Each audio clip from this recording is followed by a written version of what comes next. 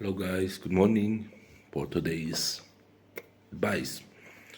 Guys, bilang OFW, yung pagtatrabaho dito sa ibang bansa ay hindi permanente. Lahat may hangganan. Hindi habang buhay malakas yung katawan natin. Hindi habang panahon, nandito tayo.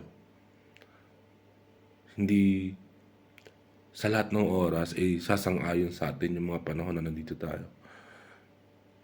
Kaya guys, habang nasa inyo pa yung mga pagkakataon na meron kayo ngayon, gawin nyo ng lahat ng dapat nyo gawin. Tuparin nyo na lahat ng dapat nyo tuparin. Pilitin nyo nang abutin lahat ng pangarap na gusto nyo abutin.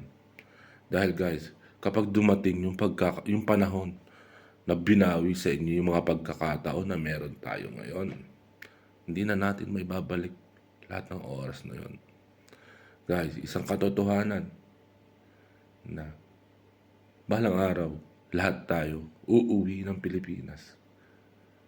Kaya bago pa man mangyari yun, sikapin natin na pagbalik natin kung saan tayo nanggaling, hindi na tayo magsisisi. Wala tayong pagsisisihan dahil ginawa natin. Malis tayo ng Pilipinas para makuha lahat na meron tayo ngayon. Yun lang.